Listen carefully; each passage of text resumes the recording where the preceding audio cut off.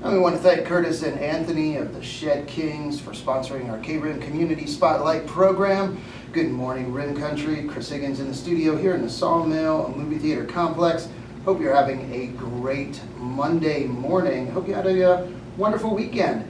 And expect a little bit cooler weather this week, which, hey, that will be nice. 80-degree weather, that's not too bad.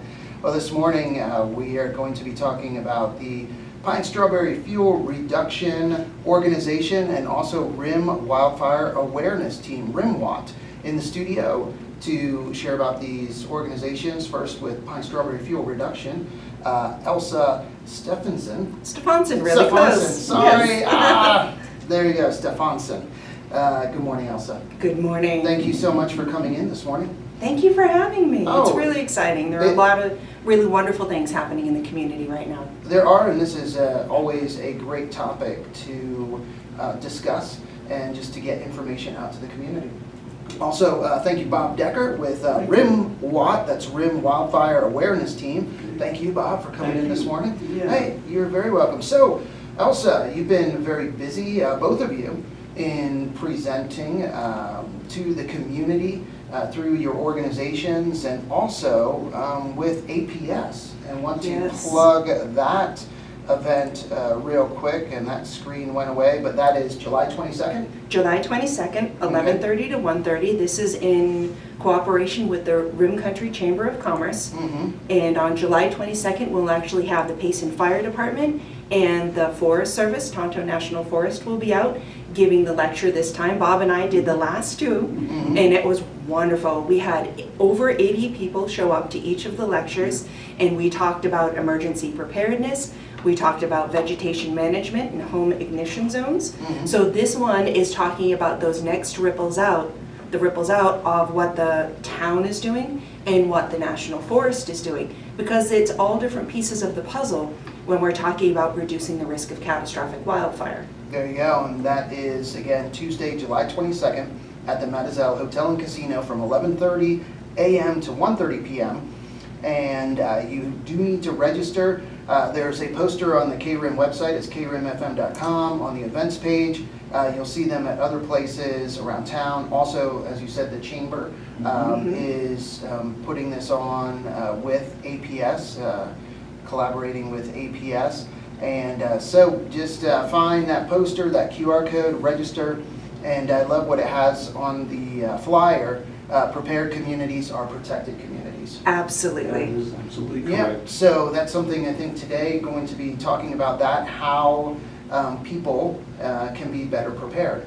Exactly. And what individuals can do, communities can do to protect against wildfire.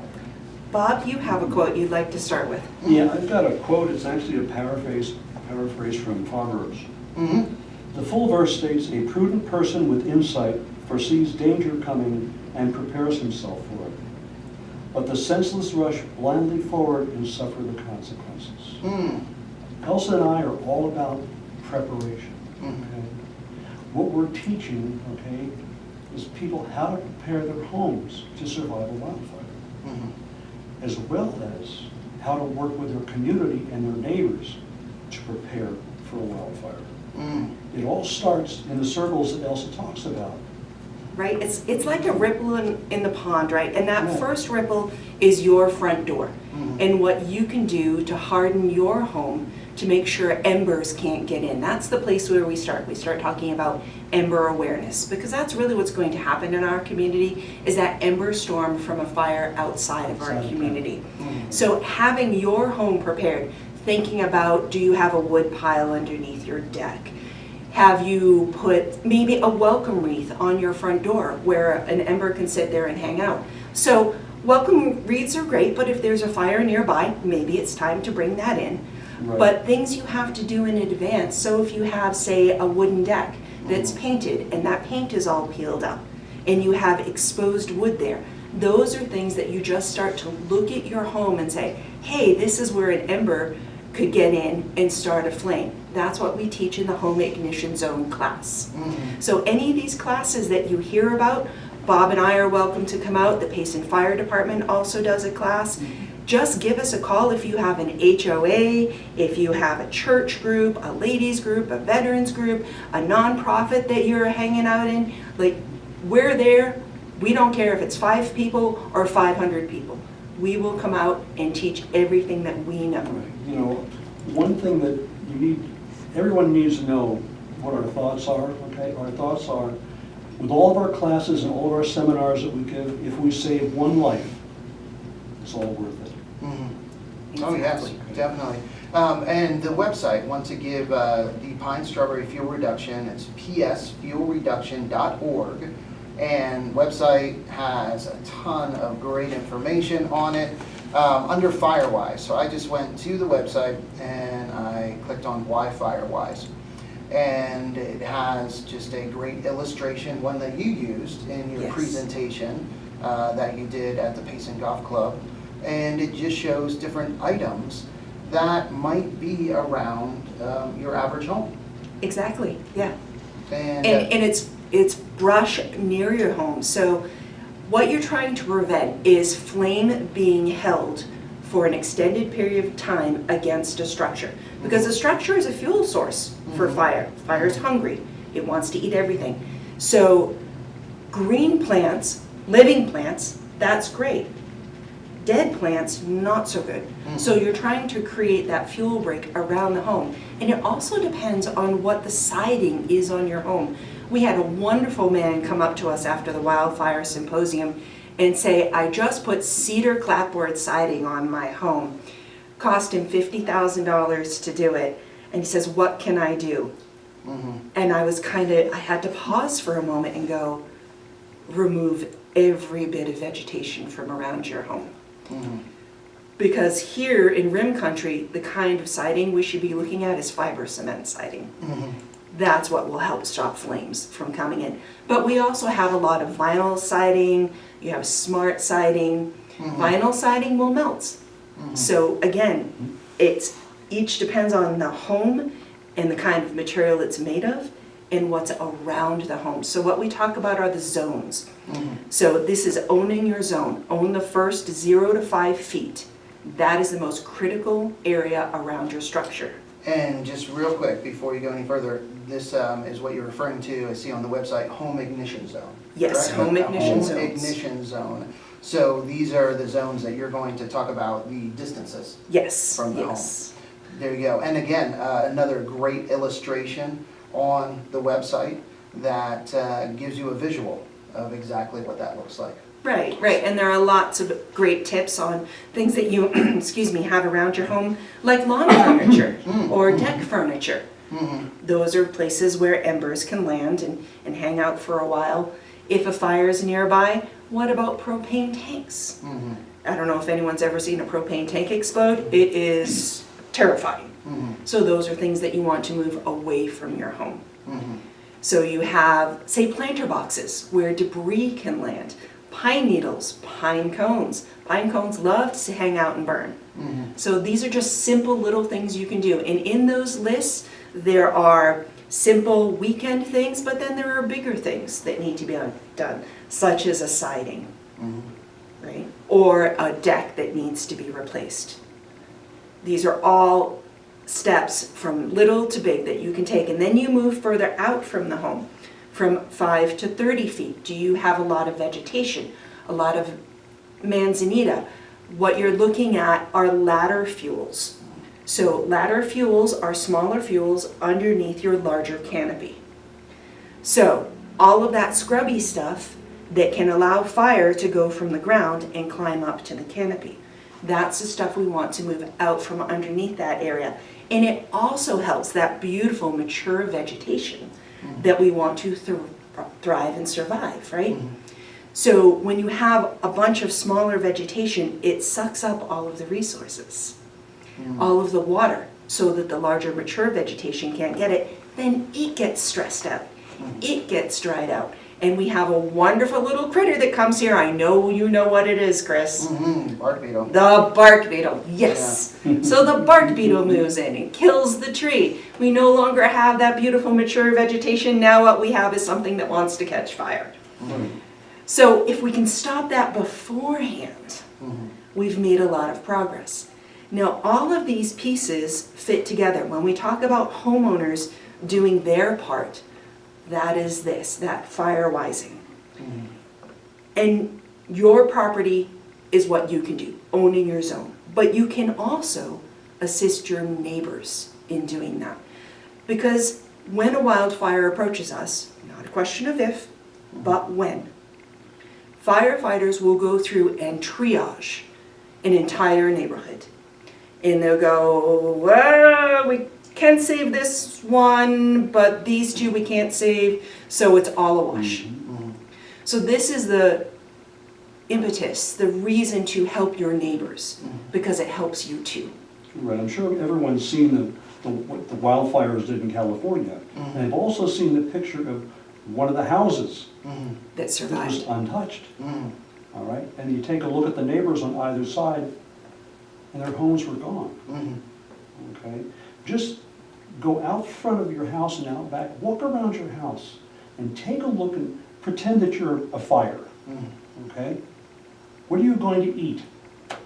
Because you're hungry. That's right, you're hungry. Fuel. Like pine needles, pine cones are like little grenades. Okay, when they explode. Okay, just take a look. It's simple stuff like that can make all the difference in the world. And making sure your trees are limbed up 6 feet so that fire will stay low and slow on the ground. So it doesn't get to the structures, it doesn't get in the canopy where it becomes catastrophic. Because that's the whole idea of reducing the risk of catastrophic wildfire from your front door to the forest floor. So let's talk a little bit more about those concentric circles moving out. We've talked about the 0 to 5 feet, which includes your home. A little bit further out, the trees, keeping the canopy cleaned up, keeping the smaller vegetation cleaned out. Then we move to helping our neighbors. And there are a lot of programs you can do to help your neighbors. There's a brush pit in Pine. There's a brush pit out in Star Valley, the Blattner pit. So if your neighbor needs a hand, could all of your neighbors get together and maybe work on each property? Take a weekend throughout, say, the spring or the fall, and just have a neighborhood program. You don't need big organizations or big agencies to do this work. You can do it with 5 or 6 houses, 8 or 10 houses, a cul-de-sac. So there are actions that you can take. Other things you could do is, say, have dumpster days where families could get together, pay for a dumpster in their smaller neighborhood, bring that green waste, and then have it hauled away.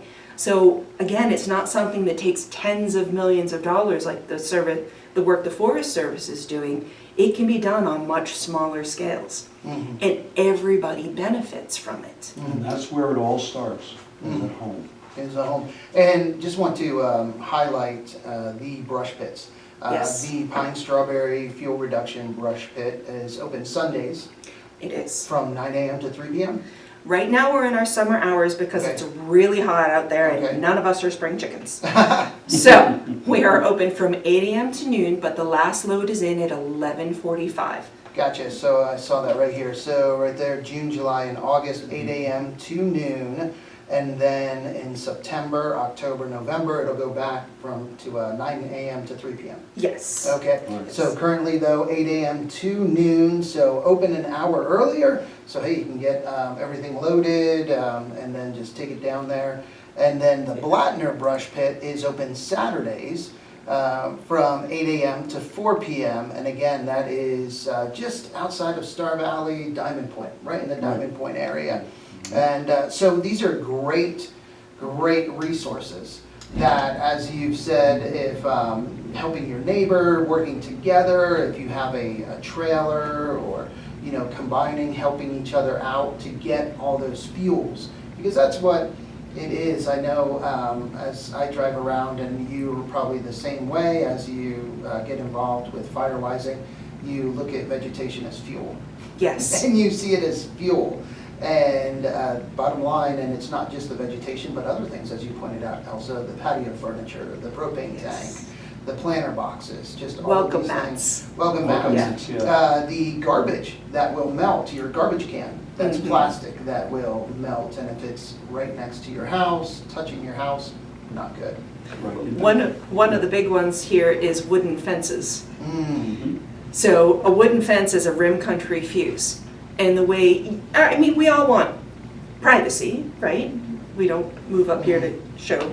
So one of the ways to reduce that risk is to just put a break between your wooden fence and your home. So metal gate, there are alternate products that look like wood that you could use, and that's a simple way to, so you can still have your fence and you can reduce that risk of your home burning in a wildfire. And even something as simple as making sure you don't have, well, everybody sees the leaves that pile up against the fence, right? Yeah. Ember fires, right? Just clean around your fence, okay, to make sure there's nothing on the ground so the fire doesn't move up. Just simple stuff like that. I mean, we're going to be having a class on insurance, okay? In Yes. Wildface urban. Wildland urban interface, yes. Yeah. Insurance is a big one here. Oh, So, just take, yeah. okay, just imagine that you're an insurance company, and you're an agent for an insurance company, and you're driving around town looking for, oh, would you insure a house here? Yeah. Think Well, about it that way. yeah, and it's not, just to make it clear, it's not up to the agents. The agents don't No, decide. okay. So don't be Adjusters. mad at your agent. No, no, I should have said adjuster. The agents don't decide, and even the adjusters, they're, going out taking pictures, but the companies decide the risk and, Right, yeah. how many to insure, the percentages and all of that. But the thing is, I have a good friend, insurance agent, and I'll go out with him, and how many pictures he's required to take now. They'll ask him, we need pictures, we need pictures, we need pictures. We'll pull up to a home and he'll say, oh boy, the branches are touching the roof, this is too close, look at all of this, and all of everything on the ground. So, and it is a case where the insurance agencies, they will not take no. They will, but then they won't insure you. You can say, you know what, I don't want to. I want my privacy. Because that's what really we hear sometimes from people. They view it as privacy. And I don't want to take all this out. I don't want to cut this back or trim this. Well, the insurance companies then will say, Okay, find Okay. insurance elsewhere. Yes. Next. next. Yes. Yeah. So go ahead. Go Yeah. It's yeah. Absolute truth Yeah. with what insurance companies, Yeah. what they're required to do. Because they are for-profit businesses. We can't lose sight of that. They aren't not-for-profit. Yeah. So they have to manage their risks as well. So when we do this work, not just in our homes, but also in our neighborhoods, in our larger communities, we are benefiting ourselves on that front as well. Yeah. Yeah, and that's what you said you wanted to talk about, kind of like the big picture, The all the concentric puzzle circles. pieces, all the pieces of the puzzle, how they all fit together, and that is, one part of it. There's so many, components there. So you have this sheet with data. I will get to that. That's a bigger circle. So That's the a next bigger circle are the agencies within our community, like the Okay. Payson Fire Department, the Pine Strawberry Fire District, and the work that they're doing. Because they are partners in this too. They are here for us. Payson and Pine Fire Districts, our organizations, we will all go out and do home assessments. So if you're in the town of Payson, you talk to the Payson Fire Department. If you are outside the town of Payson, out in Star Valley, you can Talk to speak RimWAT to Fire. RimWAT. If you're up in Pine Strawberry, you can talk to the fire department or fuel reduction. We all have certified assessors that can help you assess your home. Right. And the fire departments are doing a great job, they really are, but they're limited, okay? There's only so many hours in a day and only so many people, okay? That's why we work together. Yes, Okay. absolutely. Yes. So they're out there doing this work. Pine Strawberry Fire Department and Fuel Reduction are also working together. There is a bond coming up this November. And part of that bond is building a new fire station. Part of it is asking for a new fire engine. But the last component is the one that really excites me. It's bringing back the fuel route in Pine and Strawberry. It was the most impressive program and loved program in Pine and Strawberry, and we are working to bring that back. The funding for it dried up before, which is why it went away, but our fire chief, who's amazing, is thinking of the sustainable way to bring back this fuel route so that we can have it Mhm. in perpetuity, Mhm. which is very exciting. So this is where they just put their material out front and the machine comes along and picks it up, and they do certain areas every week Oh, wow. throughout the year. So very exciting to bring that back, and that is part of the bond that they will be voting on this November. Mhm. As a nonprofit, I'm not allowed Yeah. to tell you to go, yes, Yeah. vote for it, but I can tell you I'm very excited about it. Yeah. No, there you go. And that is great to see. I think any way we can get, more of the fuels, assist homeowners, just make it easier to fire wise and maintain properties. Then Right, it is a good and thing. remove any of the impediments. Mhm. So the other thing that we're doing together as a partnership is we are working on the Hazardous Fuels Initiative Grant. Mhm. We have 100 properties right now, and we are working through the process. We have been issued the grant. We are approved for the grant. So Chris Williamson of the Pine Strawberry Fire District Mhm. is heading up that project, and he is starting to call homeowners, and we're getting the assessments done, and we will be getting the work completed over the next 3 years. Mm. So after we're done with this one, probably apply for another one. So if you're interested, drop us a line at Pine Strawberry Fuel Reduction. We will happily put you on the list. If some homeowners fall out of this grant, we may have room to add you in as well. Nice. Okay. And again, can they do that? They can contact you also through the website? Right And through the website, it has- says 9010 grants. There we go, great. And also contact information, emails, you can email, however you want to get in touch with Pine Strawberry Fuel Reduction. No, that's really great. And now there's also events and an event coming up, well, a little bit later, at the end of the summer, Yes. that helps support all of your efforts as well. Right, so that is the Fire on the Rim Mountain Bike Race, Mhm. September 20th. So if you're a mountain biker, come on out. If you would like to volunteer to aid us in this, all of those funds go to building and maintaining the trails in our national forest, which is part of land management, is managing the recreation. So that's how, when we talk about front door to forest floor, that's part of that puzzle in Yes. getting those pieces done. A forest that is managed is a lot less likely to burn, because we're working Yeah. on it. Which leads us to Mhm. forest restoration. Okay. Oh, wait, before I get there, one more thing. Yeah. APS, Public APS. Safety Power Shutoff Program. Yes. Another super exciting program. Ms. Janet Dean has been out giving lectures. She will also be at the July 22nd event talking about this. So the Public Safety Power Shutoff is if certain conditions present themselves, such as heavy fuel load, dry conditions, Mhm. high winds. Oh wait, what does that sound like? Our area, Yeah. right? Sometime here. That sounds like summertime here. Yeah. Okay. But the specific conditions have only presented itself. They went back and looked historically in the past 5 years, 4 to 5 times where they would have done this. Mm. So that's how we know. We shouldn't expect it every week, but it's where they will, in a precursor, in order to prevent wildfire, turn off the power for up to 20 hours. Mm. Now that sounds terrifying, except when we remember that this is how Paradise, California burned. Mhm. It was the power, fault in the power line, hit the fuel on the ground, heavy winds carried it, and we lost 100 people in an entire community Mhm. that 7 years later has only recovered by 30%. Mhm. So we don't want that to happen here. Oh, no.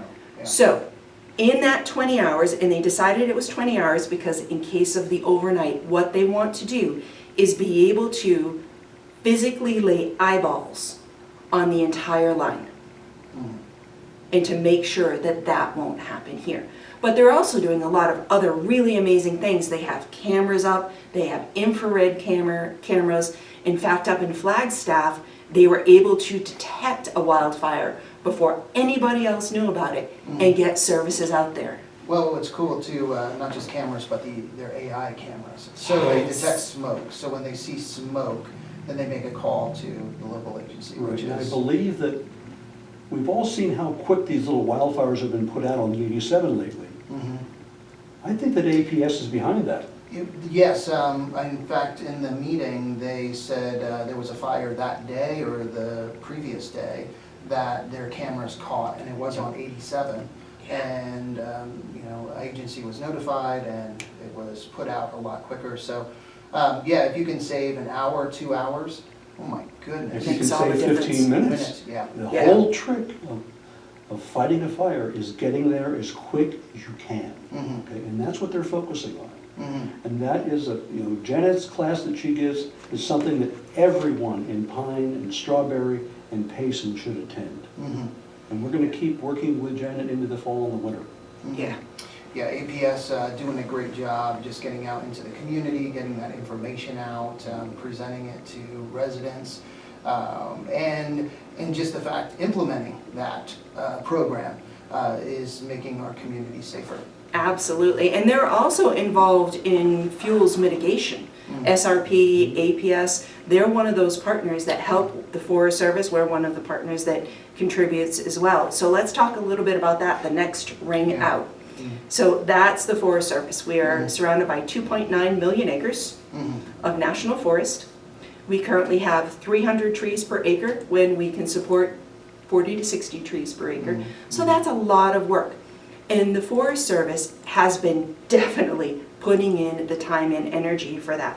So I have a little graph here that shows some of the maintenance they've done. They've done mechanical and chainsaw maintenance, about 10,000 acres last year.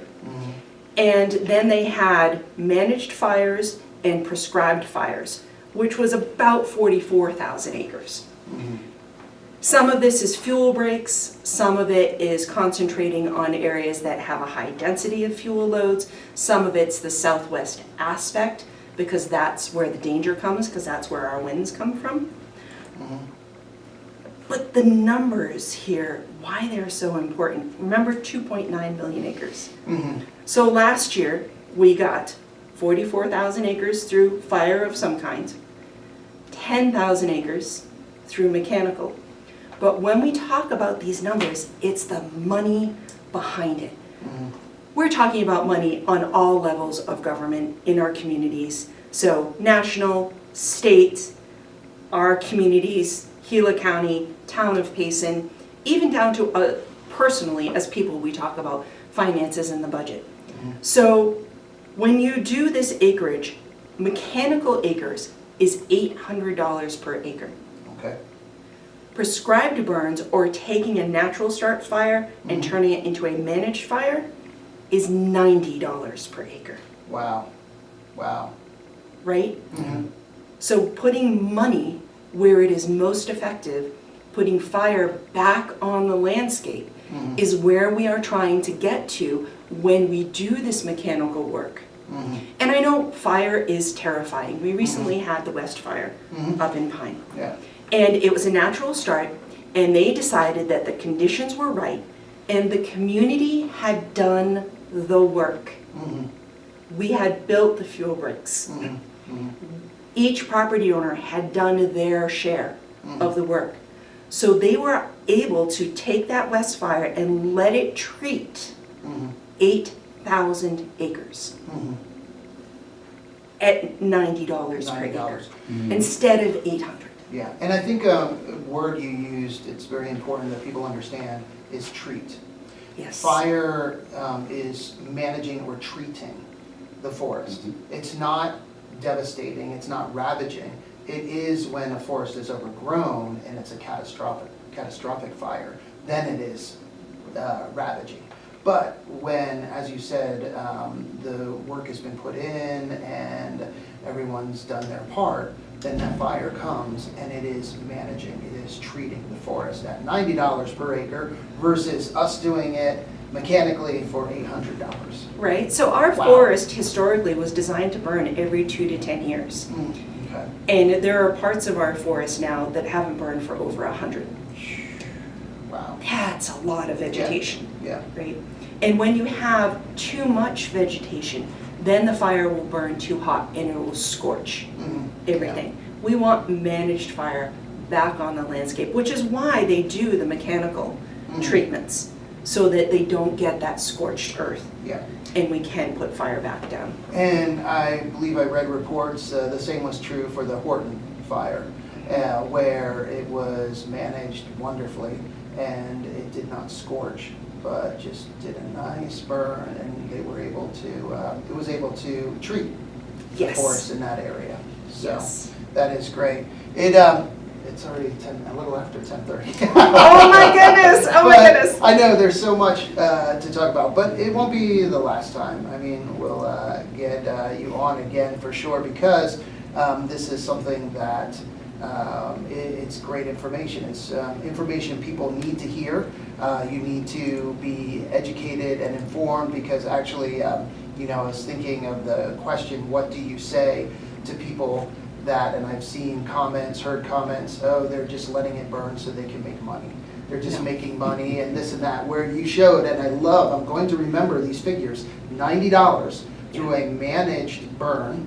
So a natural or man-made fire, whatever it is, if they can manage it and they look at all of the factors, weather, all of it. Because if it isn't a appropriate time, the conditions aren't right, they're not gonna let it go. No. They're gonna put it out. But if they have those conditions, then they can manage it, and it benefits our community greatly. It does. So, a lot of times we see where the insurance company says, oh, well, no, you had a wildfire right up against your house. Well, thank you for arguing for why you should Yes. insure me. Yes. Because now I'm safe for the next 10 years, Yeah, right? That work has now been done. yes. And it was a little scary, because for some folks, that fire came right up Oh, yeah. to their backyard. But they had faith in our firefighters that we've learned our lessons. There have been things that went wrong in the past, but the Forest Service learned, Yeah, and it was the perfect conditions, and we had done the work. yeah. It's a So team they effort. could do it. Yeah. It's a It team absolutely. effort. No, it is. Everybody working together, the homeowners, the communities, the Forest Service, that's how we protect our community. And we Yeah. can win this battle. Oh, yeah. We Oh, can yeah. win this battle if we just make up our minds to win it. Yes, and if we keep moving in the right direction, keep doing these things that are necessary together, collaborating, there isn't one agency that can do all of this on their own.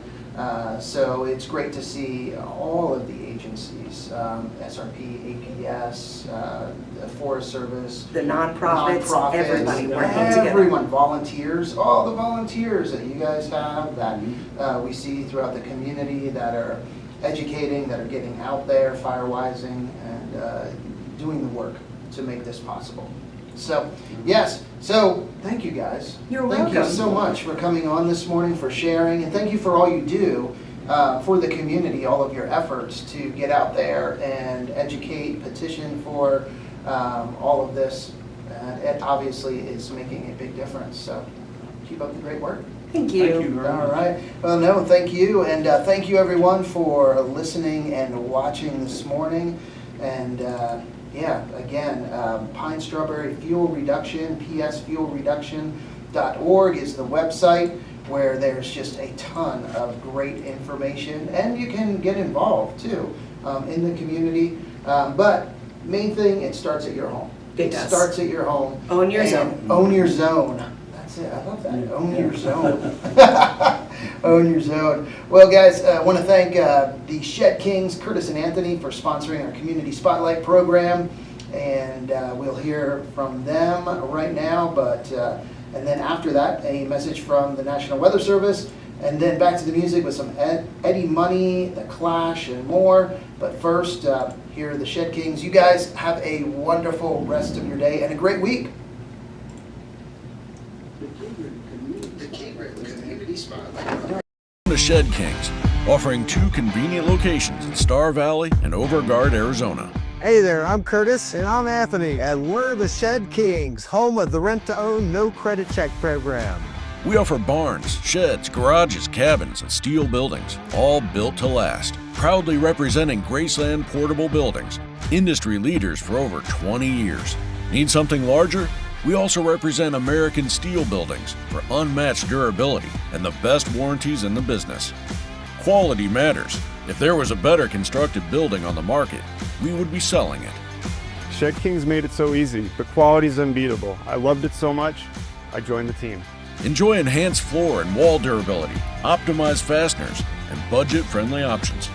Choose from a wide variety of styles and colors to fit your needs. Graceland Portable Buildings has the highest customer quality ratings year after year. So come see us in person and experience the Shed Kings difference, because we have the shed you've been looking for. If not, we can build it. Call or visit us to get started.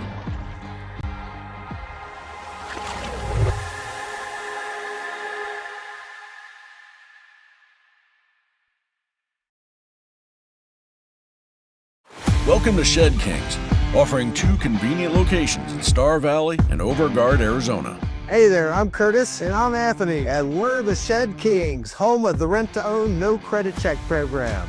We offer barns, sheds, garages, cabins, and steel buildings, all built to last. Proudly representing Graceland Portable Buildings, industry leaders for over 20 years. Need something larger? We also represent American Steel Buildings for unmatched durability and the best warranties in the business. Quality matters. If there was a better constructed building on the market, we would be selling it. Shed Kings made it so easy, but quality's unbeatable. I loved it so much, I joined the team. Enjoy enhanced floor and wall durability, optimized fasteners, and budget-friendly options. Choose from a wide variety of styles and colors to fit your needs. Graceland Portable Buildings has the highest customer quality ratings year after year. So come see us in person and experience the Shed Kings difference, because we have the shed you've been looking for. If not, we can build it. Call or visit us to get started.